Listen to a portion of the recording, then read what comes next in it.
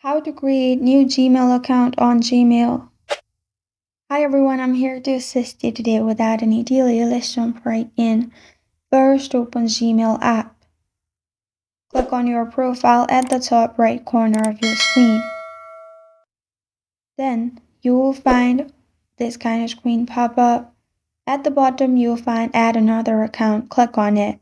This process is only necessary if you have one account login already. Then click on Google at the top. Click on Create Account.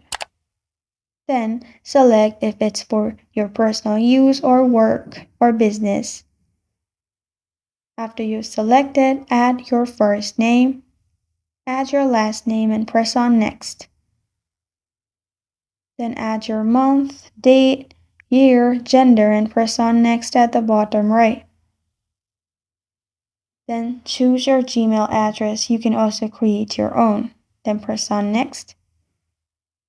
Create a strong password. After you have created your password, simply click on Next at the bottom right.